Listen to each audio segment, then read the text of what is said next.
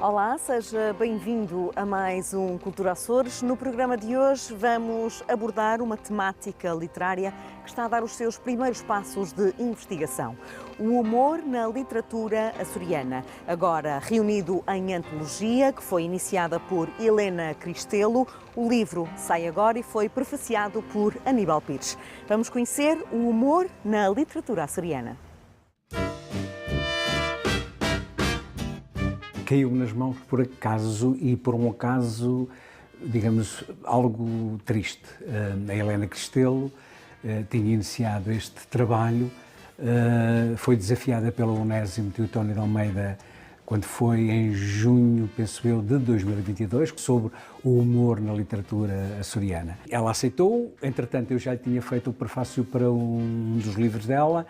Ela, na altura, desafiou-me para eu fazer o prefácio, mas nunca pensei foi que eu tivesse de acabar este livro. Ela iniciou o trabalho, esquematizou o trabalho, fez uma listagem de autores, conseguiu ainda em vida compilar 5 autores, e eu depois acabei o trabalho, acrescentei-lhe 10, 9 deles estavam na lista que ela tinha feito, eu acrescentei mais um até por uma sugestão do Onésimo Teotónio Almeida. Embora seja representativo, não se conseguiu ir tão longe quanto seria desejável por diferentes motivos. Primeiro porque eu não estava vocacionado para fazer, nem estou vocacionado para fazer este tipo de trabalho, nem sequer qualificado. Por outro lado, pelo tempo. Ela queria que o livro estivesse nas mãos dos leitores em outubro de 2024, quando fosse a realização do 39º Colóquio da Lusofonia. E, portanto, tínhamos estes condicionalismos, o que levou a que, sendo a antologia do humor açoriano representativo, mas não se esgota nesta obra.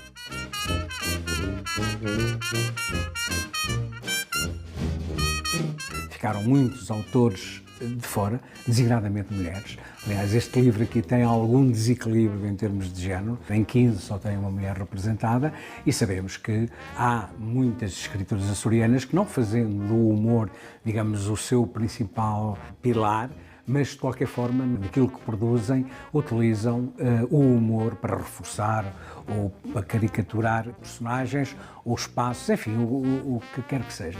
Por outro lado, este livro aqui não tem só, digamos, o humor na literatura. Nós fazemos aqui uma diferença também em relação aos textos humorísticos, visto que há aqui alguns autores que se dedicam à escrita humorística, portanto, produzem textos humorísticos.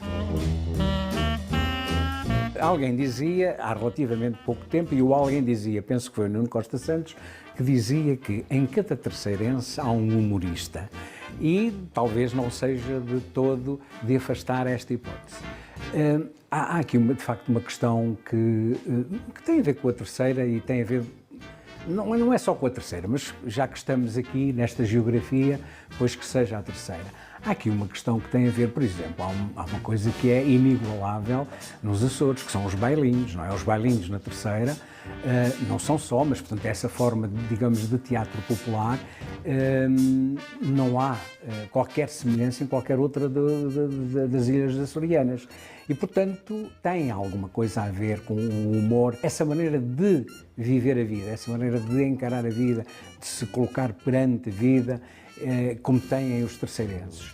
Não quer dizer que em São Miguel não se produza humor, porque também se produzem as próprias cantigas ao desafio.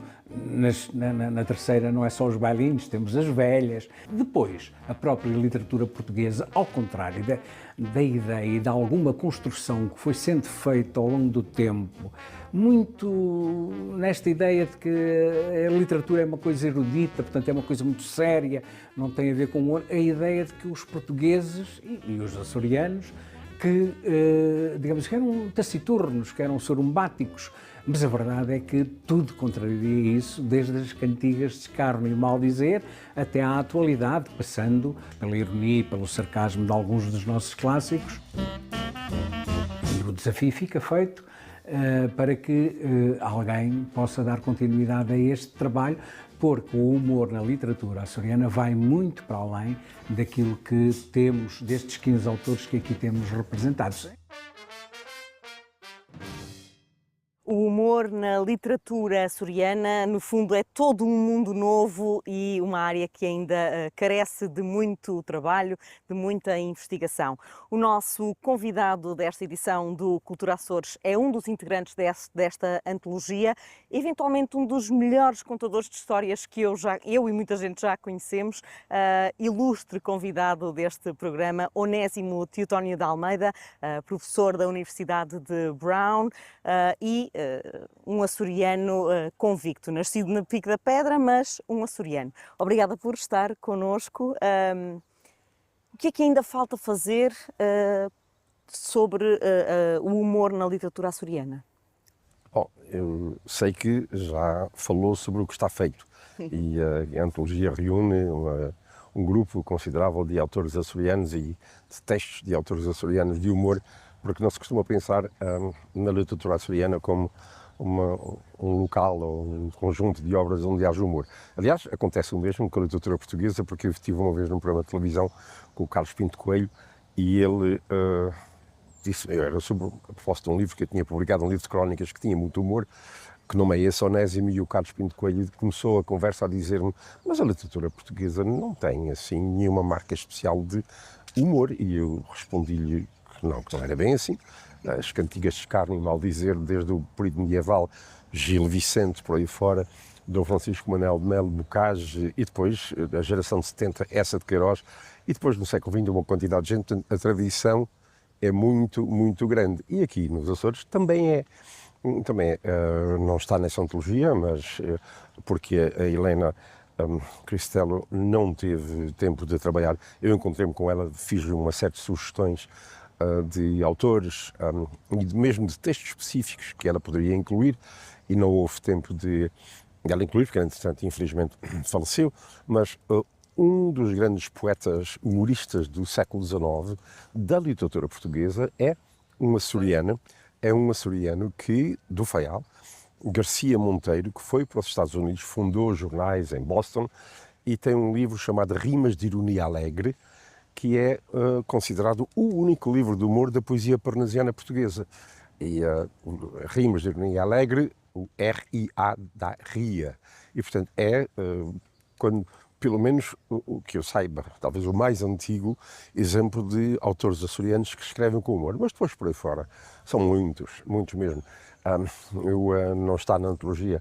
Um professor José da Costa tinha um livro a imitar o Isopo de Cruz e Silva, que é um clássico português do humor, sobre uma cena da Semana Santa em Ponta Delgada, mas por aí fora não está na antologia um livro, um poema magnífico do João Teixeira de Medeiros, que é um poeta que nasceu em Fall River, viveu 20 anos ao Nordeste, onde era a família, na Pedreira do Nordeste, e eu publiquei os 2 livros dele nos anos 80, e ele tem umas cestilhas absolutamente magníficas sobre a chegada do primeiro carro ao Nordeste, e são uma delícia de humor. Um açoriano com imenso humor, o José Martins Garcia, tem um texto, Pátria, que é uma viagem de autocarro que ele faz com imigrantes de Paris até Lisboa. E é absolutamente delicioso ler aquilo. É impossível não ler aquilo sem mesmo dar gargalhadas, porque o autocarro vai muda de condutor à medida que entra. Quando chega à Espanha, o condutor passa a espanhol, e depois, quando chega a Portugal, o autocarro é uma rebaldaria, e ele faz um texto muito curto, mas que é uma delícia de humor. Mas ele tem também outros textos de humor bastante bons, porque ele era muito sarcástico, mas tem uma veia muito bem, muito capaz, muito sagaz. Mas depois há outras páginas de humor em tantos outros autores e depois há a literatura popular. O que há a fazer de recolha das danças de carnaval na Terceira, o que há a fazer de recolha do humor de uma ilha como São Jorge, e mesmo São Miguel. O humor nestas 3 ilhas é muito diferente. O humor de São Jorge é muito diferente do humor da Terceira e muito diferente do humor de São Miguel. O humor da Terceira, ainda hoje de manhã estava aqui num café ali numa das ruas da cidade de Angra, só ouvir. As pessoas à volta estão constantemente a gracejar umas com as outras, mas constantemente. Em São Miguel. É cotidiano, não é? É mais cotidiano. Em São Miguel o humor gracejam, mas é diferente. É um humor muito mais sarcástico e crítico, mas é constante. E a literatura popular da terceira, as danças de carnaval, por exemplo, as velhas, a recolha de humor que há aqui é um caso absolutamente único, aliás. Este é um caso... há recolhas aqui e acolá, mas uma antologia desse humor era absolutamente extraordinário e importante para mostrar o que é que vai de humor nos Açores. Muito desse humor passou para a literatura, a chamada grande literatura, mas há muito da literatura popular que está cheia de humor.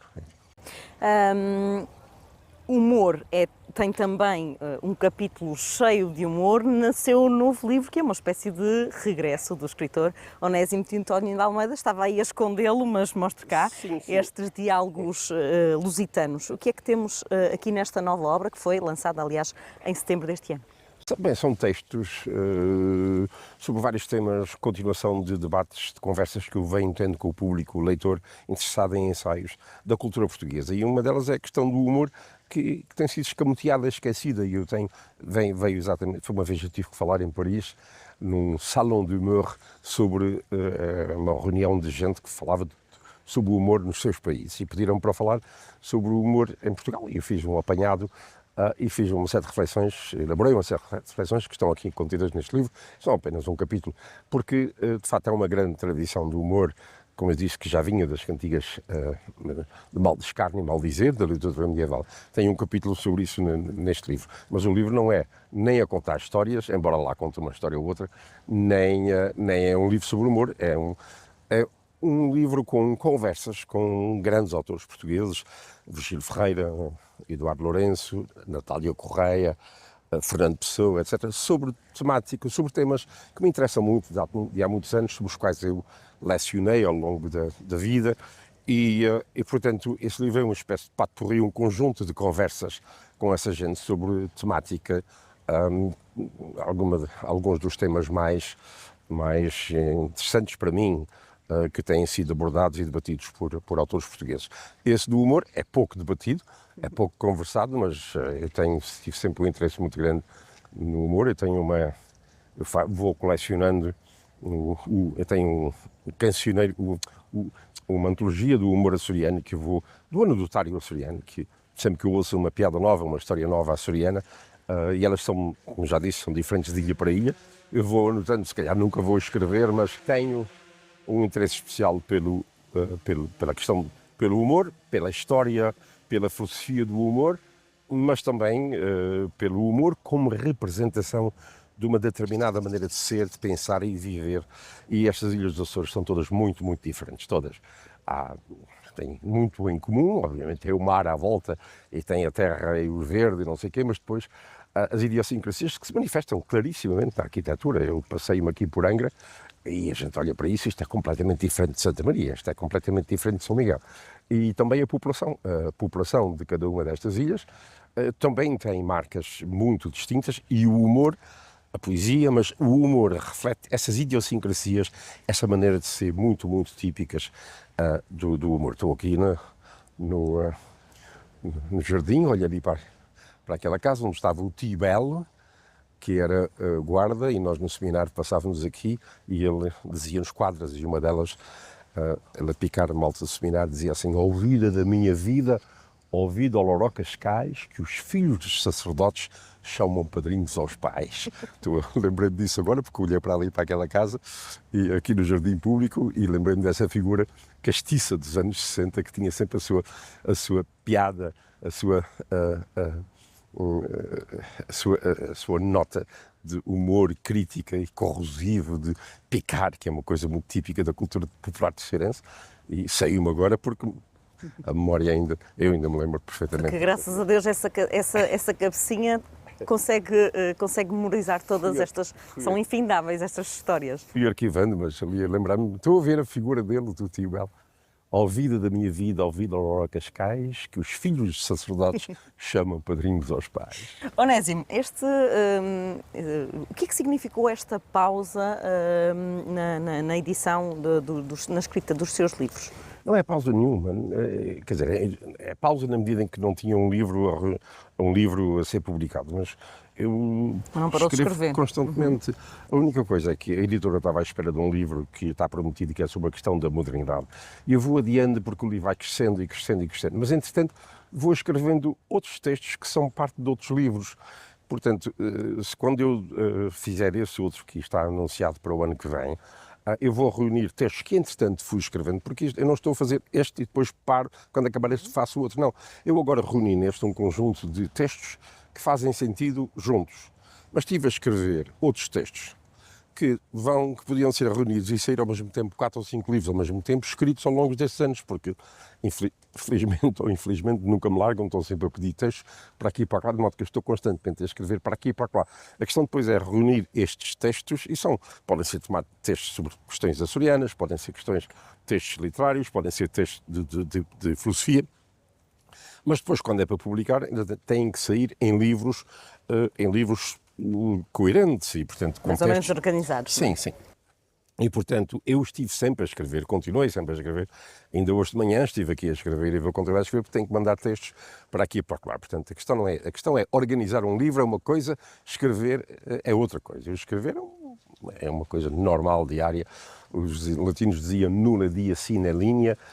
Nunca passa um dia sem uma linha, e eu faço isso não é sequer por gosto, é porque me sinto obrigado para corresponder aos pedidos. A última coisa que eu publiquei em Lisboa foi um ensaio de 30 páginas sobre gatos, imagino, foi lançado há 2 ou 3 dias, hoje em Lisboa deixou um livro de poemas sobre gatos e deixou na editora. Ele então morreu com 93 anos e pediram-me um pós-fácil. E agora está a imaginar eu escrever sobre gatos, mas para ele o livro dele é um livro de poemas sobre gatos. De modo que estou constantemente a fazer essas coisas. Como cidadão do mundo, um homem com tanto mundo, peço-lhe e apelo à sua capacidade de síntese, mas como é que vê a atualidade nos Estados Unidos, sendo um imigrante a viver nos Estados Unidos neste momento? Eu não imaginava que nós íamos estragar esta conversa com uma pergunta sobre a situação dos Estados Unidos. É só uma frase. Olha, eu há dias escrevi numa nota que mandei, num artigo, aliás, que mandei para os jornais, que era assim, nos aviões, quando é uma situação dramática, o comandante diz brace yourselves, apertem o cinto, mais ou menos isto, preparem-se porque o impacto pode ser muito duro. E, portanto, é bom estar preparado porque ninguém sabe, quem quer que seja que diga que sabe o que é que vai acontecer, não está a falar com conhecimento de causa. Achamos que nem ele, não é? Nem Donald Trump saberá o que vai acontecer. Nem eu, não. Garantido que não sabe. Onésimo Teotónio de Almeida, é sempre um prazer conversar consigo. Teríamos aqui muitas horas de tempo de antena para ouvir as suas deliciosas histórias. Muito longa vida a si e ao seu novo livro, e que, já sabe, quando vier à terceira tem que ser sempre convidado do Cultura Açores. Obrigada por ter aceito o nosso convite. Então fazer esta conversa aqui neste belo jardim, nesta bela cidade, é um prazer. Obrigada, Onésimo Teotónio de Almeida. E agora, entretanto, uma peça sobre o espetáculo Fogo do Estúdio 13, que teve lugar no Alpendre, em Angra do Heroísmo.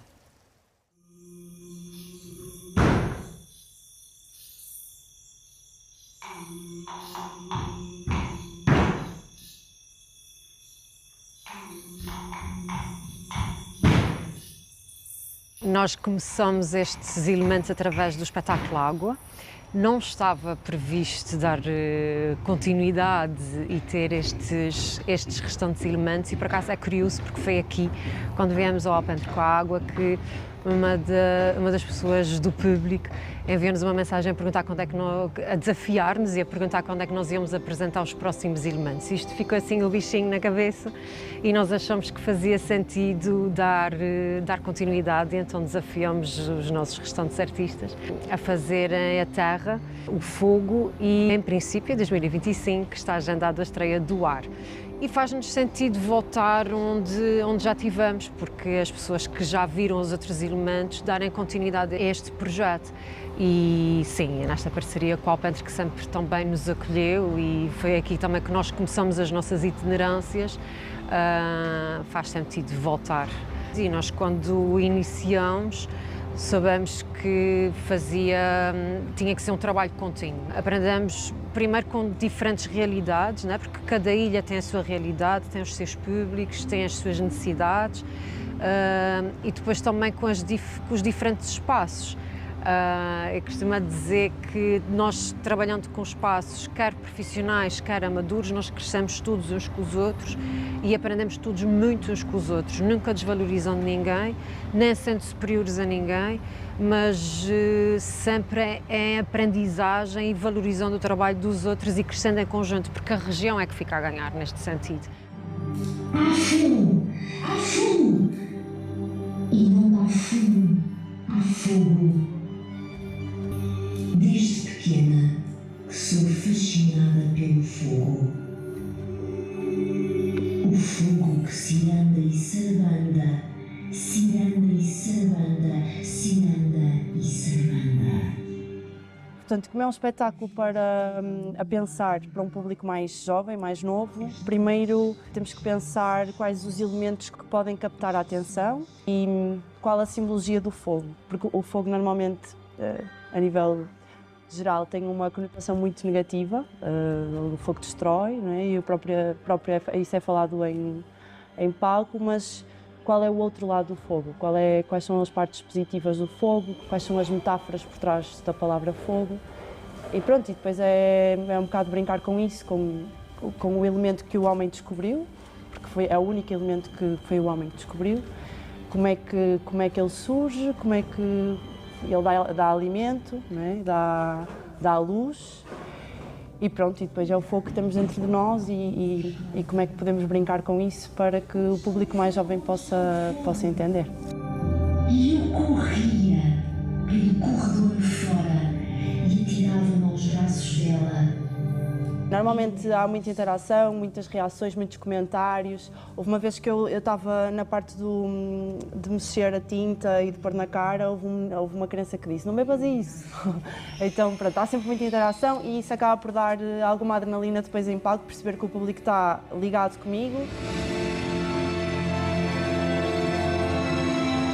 7 exibições até agora, sim. Já fomos a Lisboa, a estreia foi em São Miguel, no Estúdio 13, na nossa Black Box. Ele estreou em 2023. Fizemos outra vez este ano no Estúdio 13, fomos a Lisboa e agora viemos aqui.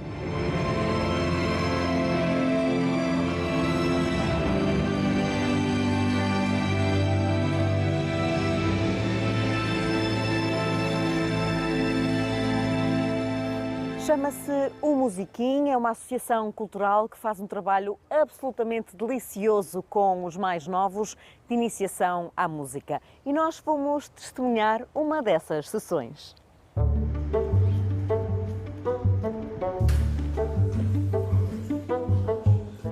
O Musiquinho é uma associação que pretende, em primeiro lugar, criar arte para a infância, mas depois a arte é algo que não se reduz só à infância, então nós também já abrimos um bocadinho mais o nosso leque e já trabalhamos com adolescentes, quem sabe vamos explorar outras faixas etárias futuramente.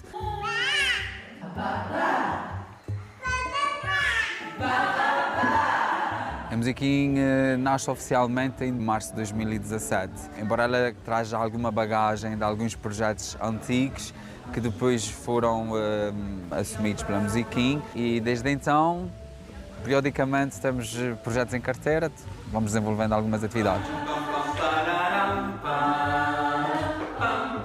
A arte também pode ser pedagógica e a arte, de certo modo, ajuda-nos a alcançar alguns aspectos que de outra forma poderiam ser mais complicados.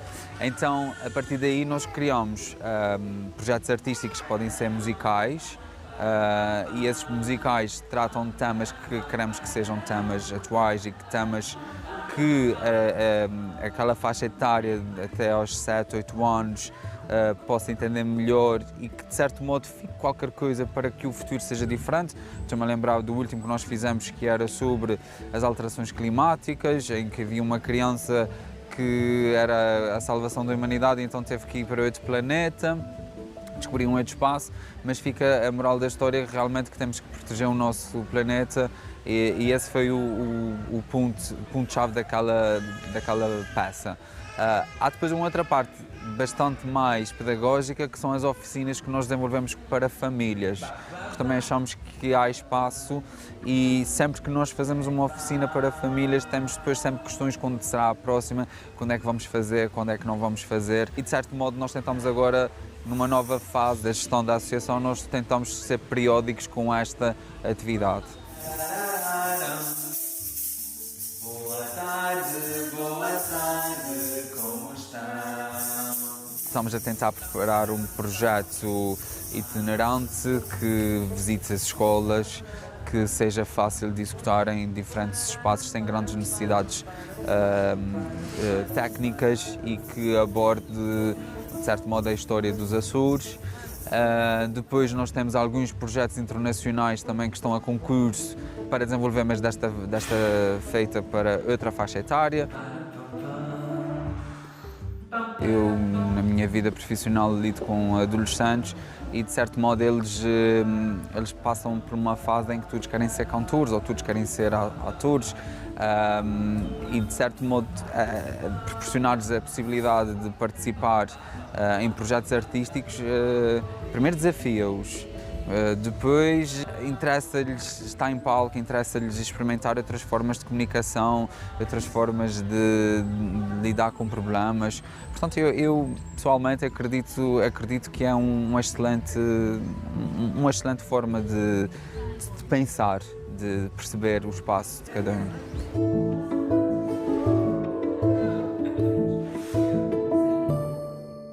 E é com esta manhã, na companhia dos mais novos e do Estúdio 13, que nos despedimos desta edição do Cultura Açores.